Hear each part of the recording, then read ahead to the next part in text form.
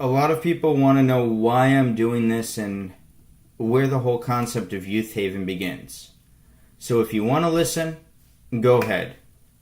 The story begins with a kid in 4th grade in Emerson, New Jersey. Lived in the suburbs, had a pretty decent life. My parents were raising me in Catholic school, and I was raised to believe in God and Jesus, and I fully believed because that's the way I was taught. Well, one day my parents upped and they moved to upstate New York. So I left all my friends behind and they moved upstate New York to a new town. Small country town. Well, I didn't have friends anymore. And you know what? I lacked social skills. I didn't know how to make friends. I didn't have my older brothers and sisters who moved with me. So I was all alone in 4th and 5th grade, and you know what? Because I didn't know how to make friends, I got bullied and picked on a whole lot by other kids. And I experienced some things that some kids experience today. You know, I can think back to times where I was getting bullied by a group of kids, but the teacher, because it was easier, you know, took the side of the bullies or the other kids, or they'd gang up and say, well, he didn't do it. Well, I went from school to school. I was still raised in Catholic school, and I went back and forth between public and Catholic school for a while. Still going to Mass, still believing in God. Well, I got very, very lonely. I had no friends. And my whole thing was watching TV. See, we didn't have the video games or the Xboxes back then. So I was a couch potato. I watched TV 24/7. That's all I did. And I sucked at sports. I still stink at sports. And I wasn't good at drawing or art or music or anything that I knew of. So I had really low self-esteem, whereas all the other kids in school, they were either athletic or they were great artists or musicians or they fit in with some group of kids. I felt like I didn't fit in with anyone. And I felt I wasn't good enough. So I sat alone on that couch watching TV. Now, one day, my parents decided enough was enough. They were sending me to summer camp. Now, the first camp they sent me to, that was a flop. It was your average summer camp. And basically, you did the sport, and if you weren't good at it, well, you got bullied and picked on. But my parents found a special camp for me. And it was called the Salesian Center for Youth Ministry, a Catholic summer camp. Now, what was different about this camp was they gave you choices and options. You didn't just have one activity or one sport that everybody had to participate in. You had a game room, and they had a board game room, and then they had like a rec game room with the pool table and the air hockey and stuff. And they had boating and fishing and archery and a whole bunch of choices. And guess what? If you didn't want to do any of the choices, you were free to hang out in the game room. Guess what I did? I hung out in the game room. So here begins the story that impacted my life. The brothers of the Salesian Youth Ministry, for the kids that just hung out in the game room, they'd spend time with them. They'd just sit and talk with me, play the board games, play the pool, show me how to do things, and they spent time with me. At that point in time, I felt like those guys actually were the only ones that cared about me. They were there for me. Now that's important because I had choices as a kid in that camp. I could pick between archery, boating, fishing, soccer, street hockey. We were up north, of course. All the different sports, or I could just hang out in the game room. So I had a lot that was offered to me. And I got one-on-one individual attention from the brothers who weren't preaching to me, who weren't teaching me religion, who were just there as my friend to care about me and help me and guide me. Whenever I had a problem, I trusted those guys to go to them. I remember being a little kid, and you know what? Wasn't a good swimmer, and there was this guy, Father J, back then. Father J, let me tell you about Father J. I was this little boy, and we went on a field trip to a swimming place, and I slid down the pond, and silly me, you know, I basically breathed under the water and didn't know any better, and I thought I was drowning, and I ran to Father J. I'm drowning! And he gave me a big old hug, and he talked to me, and he sat there with me. He cared. So that was my first experience with ministry. That was the first time I felt accepted and loved. Now, when the summer camp ended, as time went on, I still got picked on, I still got bullied, I still had no friends, but I decided I was going to help other kids. And I got really political and really social. My parents got me a PC, and you know what? My grades shot up, and I decided I was going to get involved in peer leadership programs. We had what was called the Teen Hotline. And you could volunteer as a kid to be on a phone and get trained in counseling and be there to listen to other kids' problems. Well, I volunteered and I got self-esteem all of a sudden. I felt like I was helping other people. They trained us in active listening, and when I'm on the other end of the phone talking to kids who have problems and they don't know anything about me and they don't know I'm getting bullied and picked on and I'm helping someone, my self-esteem rose. Much to my surprise, that was my first experience in mental health. They trained us in mental health issues, in suicide prevention, child abuse, active listening, how to talk to people, how to communicate, how to listen effectively, and I liked it. Then I joined the Orange County Youth Advisory Board, and I became a leader. And you know what? One of the things that bugged me about the Orange County Youth Advisory Board was they had all these programs for kids that were special populations and, quote, at risk. Kids already getting in trouble. But they didn't have programs for kids like me, for just the kid who had nothing to do or anything. You had to fit into a certain box in a category. And I stood up to them and I said, this is wrong. You need something for every kid. So I wound up starting to drive in my community for a teen center. Yeah, to have something to do, because you know what? Unless you're on the school football team or something like that, there was nothing for kids to do. And I was bored. And I wanted to go out and do things, but there was nothing for me to go out and do. So all I could do was sit home and watch TV. Kind of like the gamer kids today, they're just sitting at home playing the video games and stuff.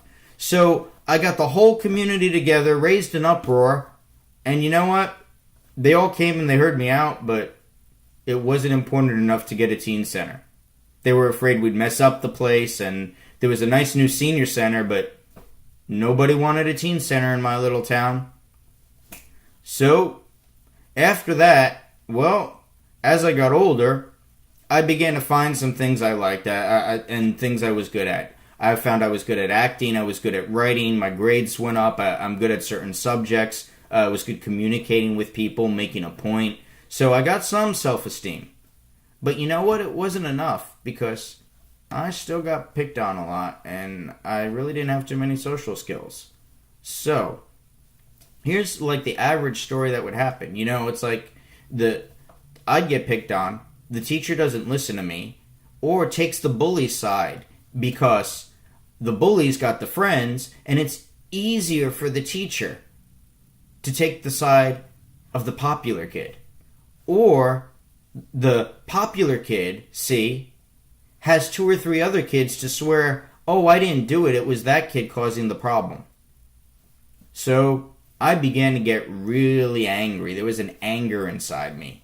I had stress, I had anxiety, I was depressed. I was angry more than anything. And I'm like, I'm not taking it no more. I'm going to do something. So yeah, I started to fight, and I started to stand up for myself. Well, pretty soon I got the reputation of being the bad kid. And you know what? Once I started to get that reputation, my attitude was like, well, why should I be a good kid? Because, that goes back to that Catholic upbringing and me believing in God and believing in Jesus. You know why I believed in God and I believed in Jesus? Because I was taught to. I was never given reasons to believe or faith or anything. So you know what? I was like, where's God? Where's Jesus? Why bother? Why bother to be a good kid? Heaven, hell, who cares? So I started hanging out with the bad kids. Well, you know what? They accepted me. They were, quote, as messed up as I was. We hung out. We did fairly bad things. I never, thankfully I never got in any major trouble with the law or got into major drugs, but I smoked pot. I hung out with the crowd. I skipped school. I did everything bad. And you know what? The whole time I was doing those bad things, something inside me felt really guilty.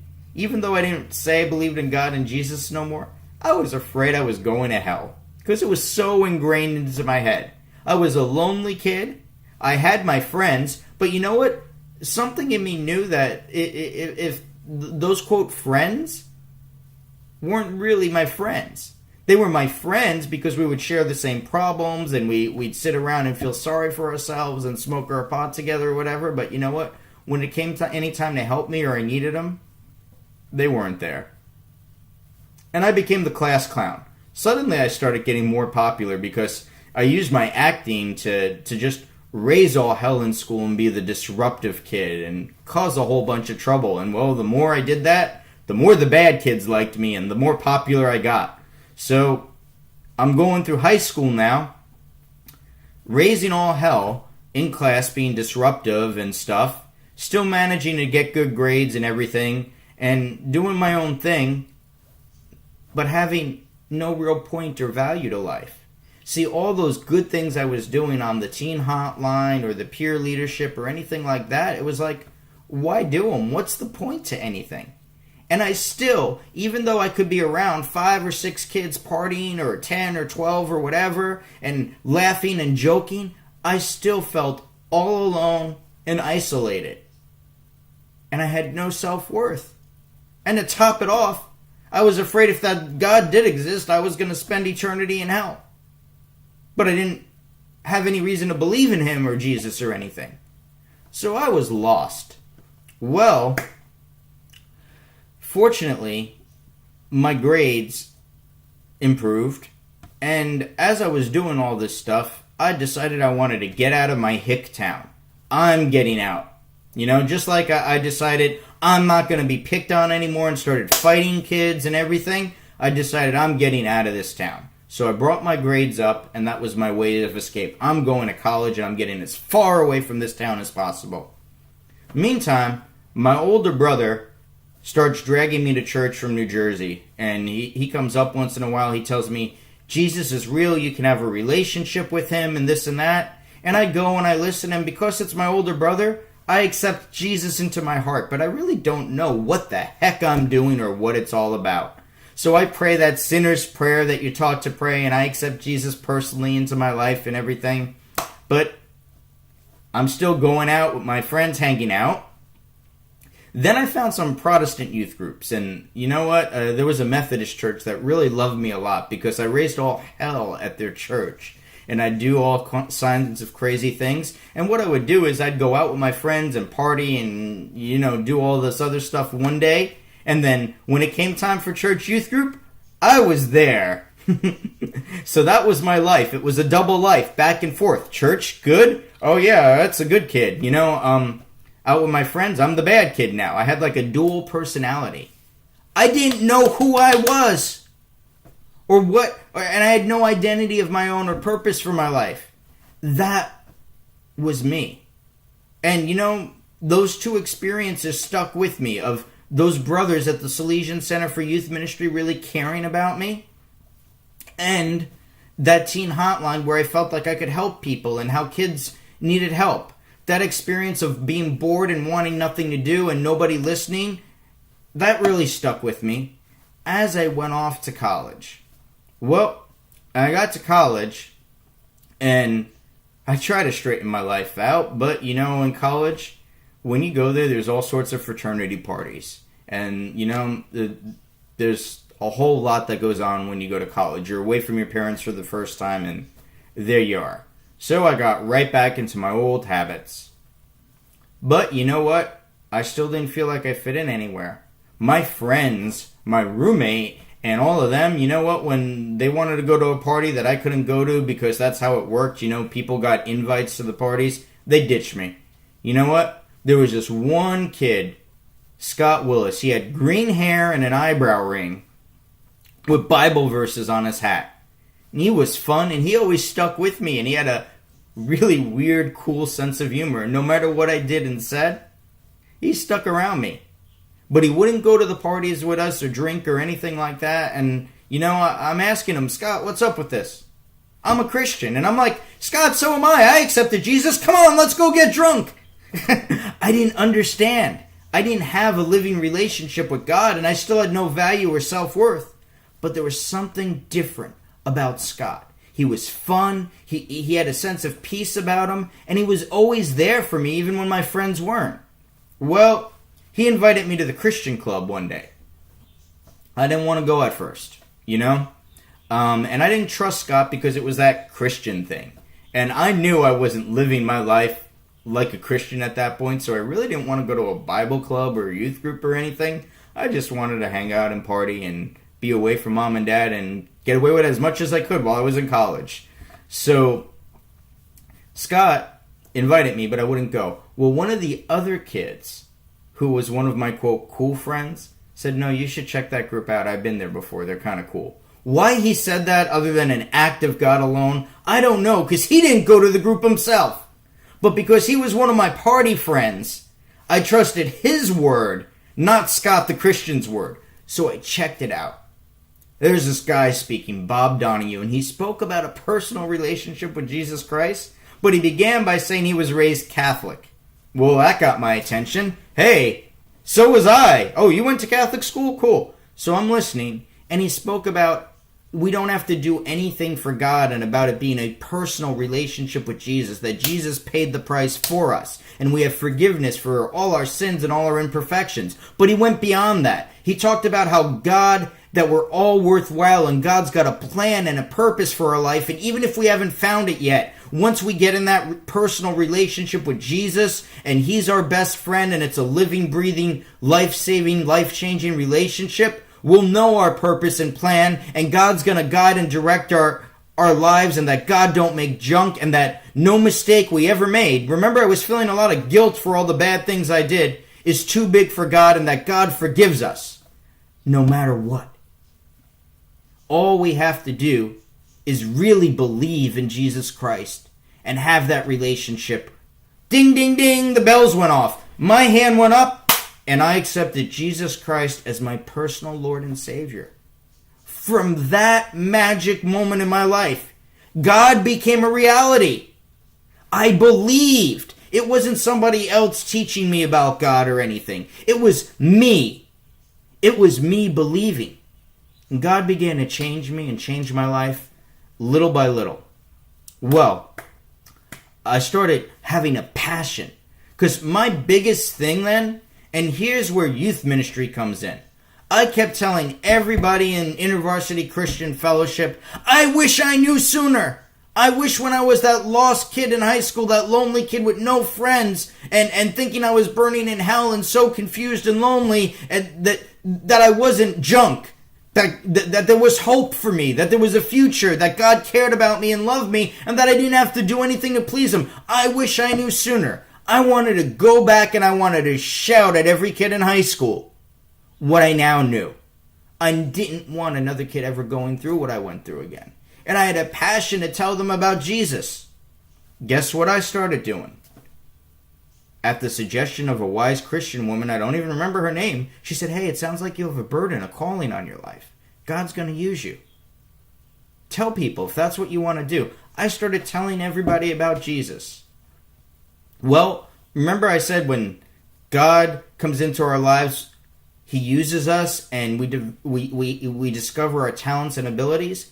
It turns out I had a real talent for communicating the gospel of Jesus Christ to people. I use all sorts of analogies and stories, and I never thought anything of it. I use a lot of analogies and stories, but my stories and analogies made sense to people. I could explain Jesus and God to people in a way that other people couldn't. And I wound up, being the person that was able to talk to the gothic kid, that's what was in back then, or the kid that wanted no part of church and college about Jesus. And they'd ask me all these questions, and somehow I don't even know what I was saying, but I'd wind up answering them. I remember this one kid, Brian, who asked me in some religion class about the end of the world and what I thought, and I just spewed out an answer from God, which was, I don't care about the end of the world, man. I'm living for the here and now because Jesus Christ is a part of my life, and that's the best thing that ever happened to me, so I could care less whether the world ends now and then. Do you have a relationship with Jesus? Do you know what that is? Well, Brian wanted to hear more, and he was skeptical, and he had doubts, and he wanted to know why the Bible was true and all this. We talked. Brian accepted Christ. I had a friend, Jason, 36 body piercings, depression, suicide, all that, and he was a really good friend of mine, and he didn't want any part of church, but you know what? He had questions, and he saw I cared about him. So I wound up doing the same thing Scott did with me with Jason. I don't know whatever happened to Jason, but I can tell you this, I was faithful to Jesus. So I got involved with a group called Young Life in college, wanting to do youth ministry. Young Life's whole model is earn the right to be heard by kids. You go out there, you make contact with kids. You develop a personal relationship with them, and you become an adult friend. And you earn the right. Now, Young Life, they don't preach to you necessarily. They invite you to a group that was held at other people's houses with fun and games and all this stupid, goofy teenage stuff, which I still liked because I was pretty young, and I still like today, quite honestly. And throughout shaving cream and whipped cream and marshmallows and loud rock music, they'd have a 10-minute talk about Jesus and how he related to your life. And the kids that went to Young Life didn't go because it was advertised on a brochure. They went because each of those Young Life leaders spent time one-on-one getting to know kids, mentoring them, being their friend. And when those kids were ready, they invited them to the club. Well, I saw that pattern of ministry, and that was like, wow, that's the way to do things. So, then, out of the blue, now let me tell you, my parents were Catholic. They wanted me to get an education, and they were pretty conservative people. So, they didn't want to hear, I'm going to do ministry. They were like, finish your school, finish your education. Well, all of a sudden, I get a call from mom and dad. Remember I talked about that 4th grade move? They did it to me again. They were moving to Florida. And you know what? At that time, I was working over the summer, I believe it was, in a camp. And it was for at-risk teens in the middle of the inner city area of Pennsylvania there, in York, Pennsylvania. I really enjoyed working with those children at that summer camp. They had nobody. But you know what? I wasn't a good summer camp leader because there was this one kid, I can't remember his name. He'd always get in trouble, and he'd always get in fights, and he'd always get picked on. He was the bad butt of the summer camp. I'd leave my group I was in charge of to chase after him and spend the time with him. I'd go after him. The one. I cared more about that one kid than all the other kids I was watching. That's not a very effective summer camp leader. But I made a difference in that kid's life. And that was my heart always. Go after the one. Because I was that one kid once. Well, my parents, like I said, in the midst of all this, they moved to Florida. Well, I wanted to reach youth. I wanted to be a youth pastor then at that point, So they said, hey, you know what? There's a Bible college down here.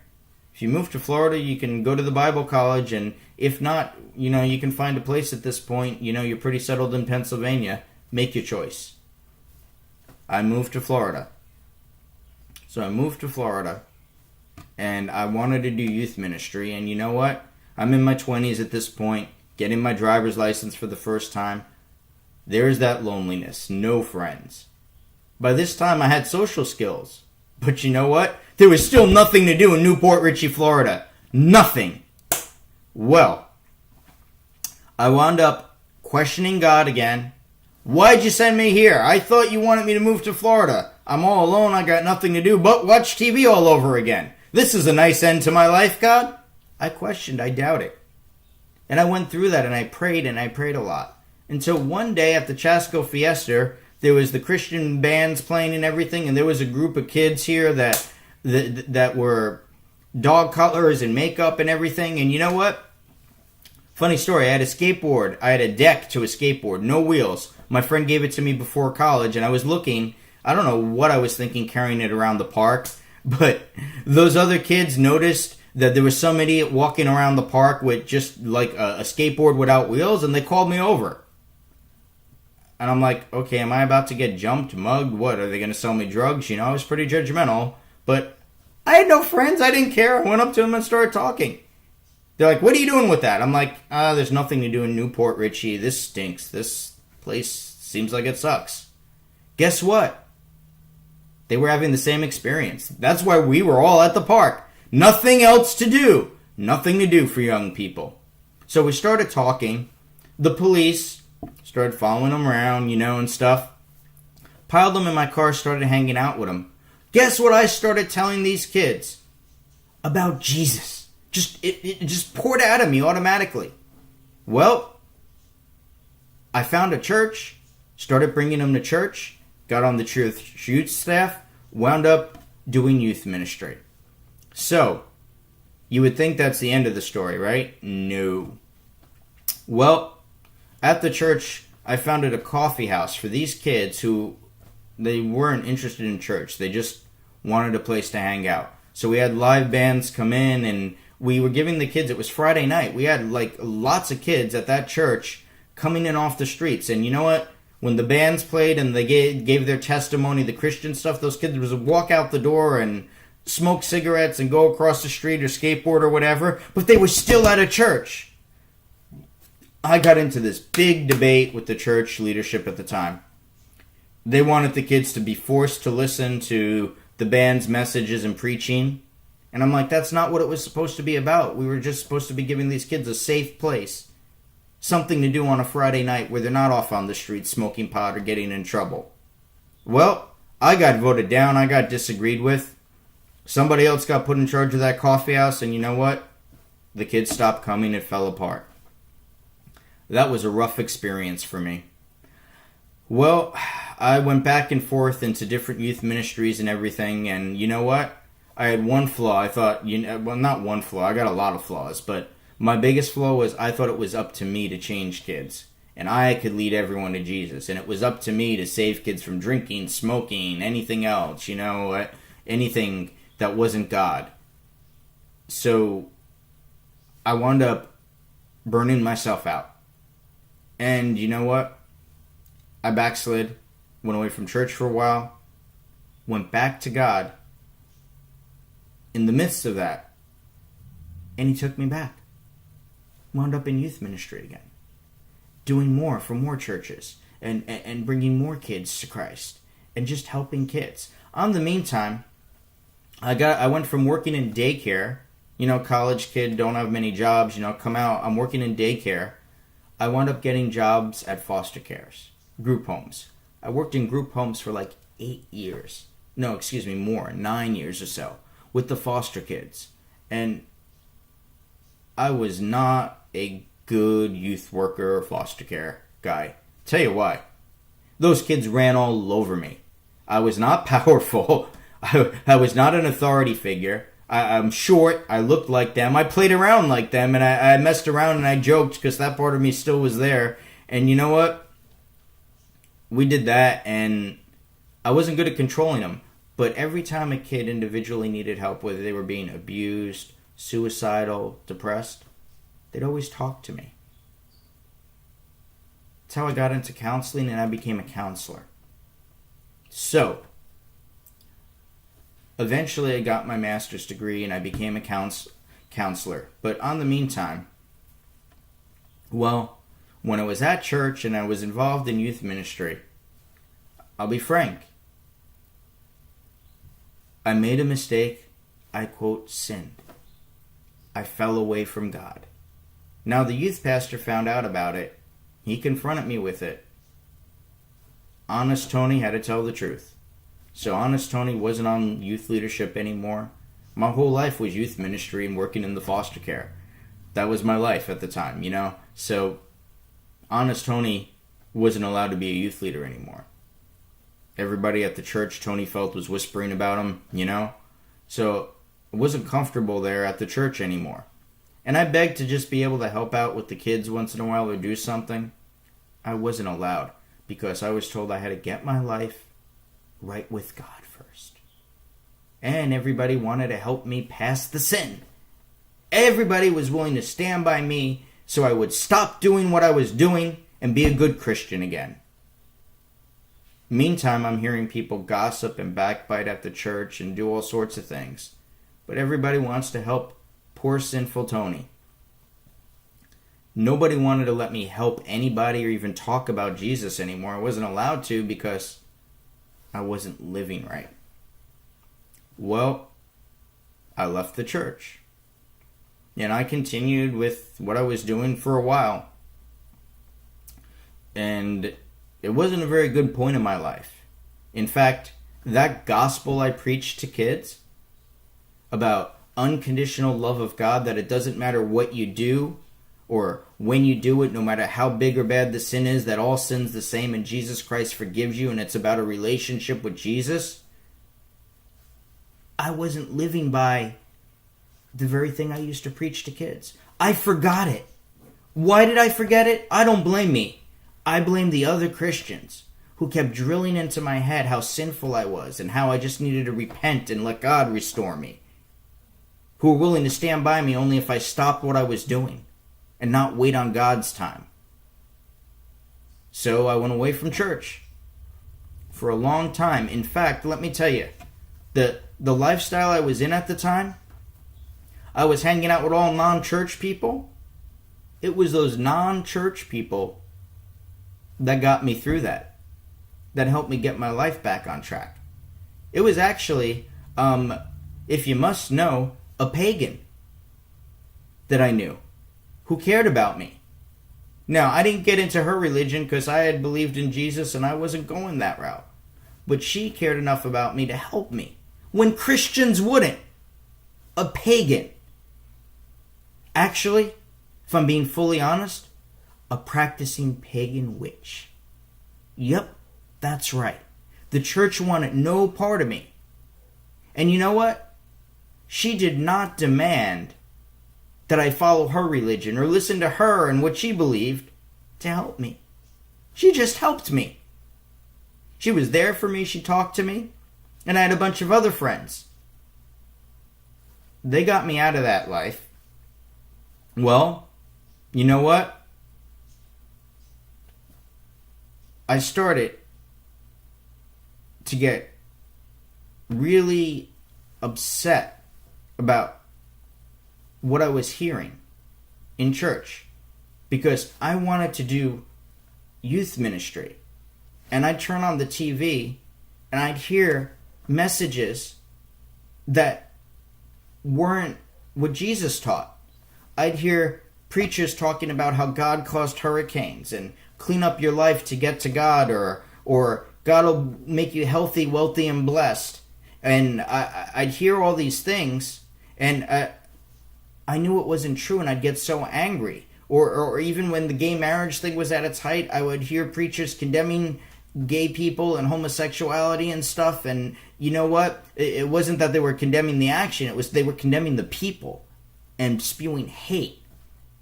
And I'd be like, that's not Jesus. That's not Jesus. Why are they doing this? Why are they warping Christianity?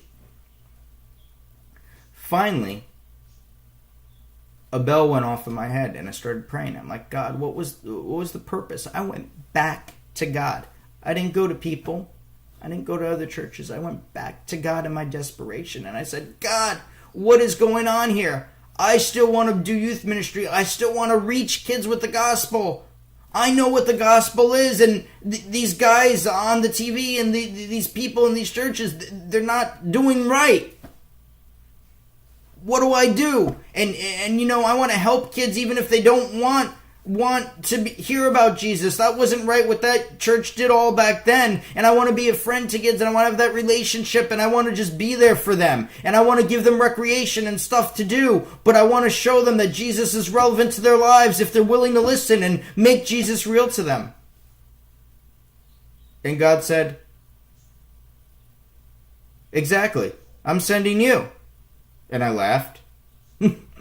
Yeah, right. Well, I'd like to say that's the end of the story, but for a year or two, don't know how long the time frame was, I refused to believe that, because I still thought I was unworthy, not right. Eventually, I found a home church, and a pastor that was very compassionate and very loving.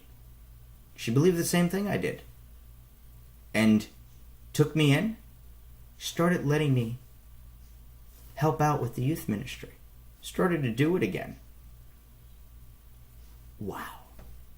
my life began to change and transform. Anything that wasn't right before started becoming right. God became more real to me as I was serving. And the kids were listening to me. That gift, that calling, it's irrevocable. It was there again. Started doing that again. I felt alive again. Because that pastor treated me like Jesus would. Then, okay, I'm the youth pastor again. You know what I was asked the first youth group I had? I had a kid that was tricked by one of her friends into coming to the youth group. And I did a question and answer session about God because from all those experiences, I felt kids deserved answers to their doubts and they need a real faith, not their parents' faith. So I opened it up to questions and answers after my little youth group talk. And this person was invited, tricked by her friend, to coming to the youth group. But she stayed. And the first question I got was, does God hate me because I'm gay? I didn't even react. I didn't think about reacting. I just responded automatically. Of course not! That's stupid!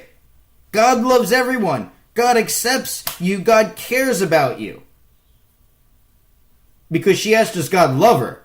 She wasn't asking about right or wrong, what she was doing. She said, does God love me? Of course God loves you. Why would you think otherwise? Well, the reason this person thought otherwise is that's what they were hearing from churches. So, all those experiences started coming into play. I left a big part of the story out. That time when I was far away from God and when I said I wasn't in church, started developing all those experiences into a vision for ministry. For kids. I didn't know why I was doing it, but it was the only hope I had at the time was you know what, maybe one day God's going to use all this to do something great.